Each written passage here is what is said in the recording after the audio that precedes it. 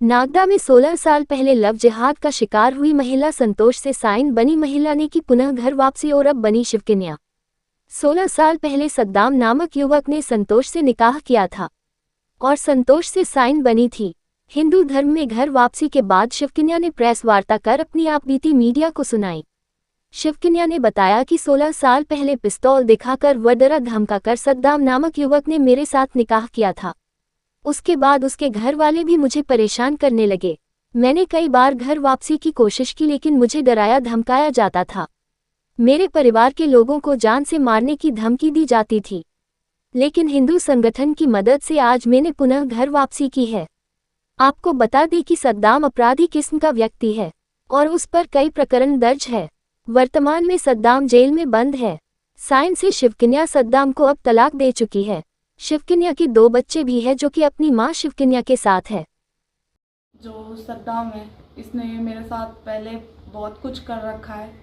ठीक है, मैं स्कूल टाइम में पढ़ती थी उस टाइम, तो ये पिस्टल लेके आता था मुझे मारने की और मेरे भाई को मारने की धमकियाँ देता था कि अगर मुझसे शादी नहीं करेगी तो मैं तेरे भाई को जान से मार दूंगा। इसने मेरी बदनामी बहुत कर दी थी। ये मेरी गली में चक्कर काटता था, इसने मेरी बदनामी बहुत कर दी थी और धमकियां देता था। पिस्टल लेके आता था, धमकी देता था। हिंदू धर्म में आपकी घर वापसी हुई है वापस, इस संबंध में क्या कहना है आपका? बहुत खुशी हो रही है मुझे अपने हिंदू धर्म में वापस आकर। और जो सद्दाम है इसने मेरे साथ पहले बहुत कुछ कर रखा है।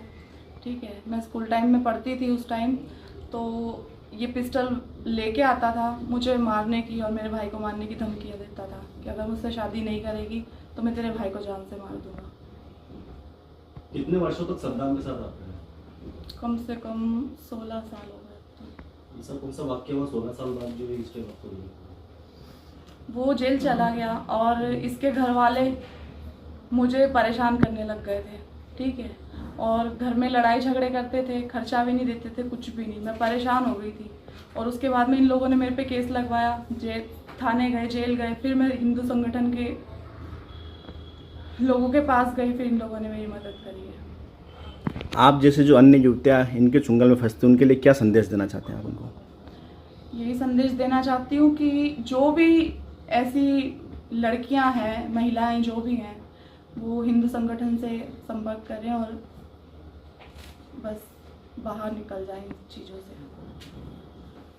उन लोगों से जुड़ने के बाद में आपको क्या ऐसा कारण रहा जिससे आपको आज इस विषय को बताना पड़ रहा है?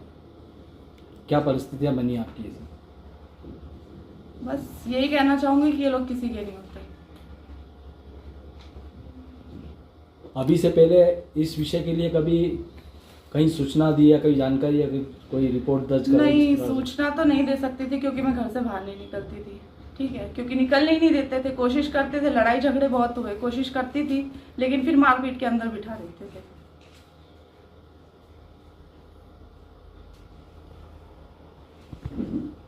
रखा गया और अब आप शिव कन्या हो गई है। जैसा कि आपने बताया कि सालों पहले जब आप स्कूल में पढ़ती थी तो क्या आपका कोई माइंड वॉश किया गया या जब आपको क्या मुस्लिम धर्म अपनाने को मजबूर किया गया, उसकी कोई प्रक्रिया? नहीं, इसने मेरी बदनामी बहुत कर दी थी। ये मेरी गली में चक्कर काटता था, इसने मेरी बदनामी बहुत कर दी थी और धमकियां देता था। पिस्टल लेके आता था, धमकी देता था।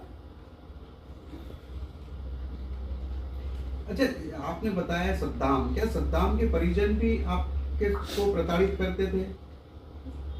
करते थे और अभी तो कुछ ज्यादा ही। आपने कब ऐसा मन बनाया कि अब आपको ये घर वापसी करना चाहिए? सोचती तो बहुत पहले थी लेकिन जाने नहीं देते थे कहीं भी। मैं कोशिश करती थी थाने जाने की लेकिन मार पीट के बिठा देते थे अंदर। फिर वही धमकियाँ कि तू गई अगर थाने, अगर तूने घर से पैर बाहर निकाला तो तेरी माँ को मार दूंगा, तेरे भाई को मार दूंगा। बस इन्हीं धमकियों के चलते बस वही रह जाती थी। फिर शिवन्या, वो स्थिति तो अभी भी है? कौन सी? धमकी वाली? अब नहीं डर लगता, अब डर नहीं किसी चीज़ का। अब वो चला गया जेल, अब मुझे कोई डर नहीं। अब मैं हिंदू संगठन के संपर्क में हूँ तो मुझे कोई दिक्कत नहीं है। मुझे पूरा विश्वास है हर चीज़ पे। अभी वर्तमान में बच्चे आपके मेरे साथ ही हैं कितने बच्चे हैं? 2, क्या उम्र है उनकी? 12 साल 14 साल, दोनों लड़के हैं? एक लड़का एक लड़की है। तो आज हम ये बताना चाहेंगे कि ये हैं हमारी नागदा की रहने वाली, इनका नाम है संतोष, कम्मो भी इन्हें कहते हैं, लेकिन कम्मो से ये बनी शाहीन। अब शाहीन से फिर वापस ये अपने कम्मो वाले नाम पर जाना चाह रही है। कम्मो से शाहीन बनने वाला जो सफ़र इनका रहा काफ़ी पीड़ादायक सफ़र रहा, क्योंकि ये एक अधर्मी के साथ में इन्होंने निकाह कर लिया था। जो सफ़र इनका बीता काफ़ी पीड़ादायक सफ़र रहा है।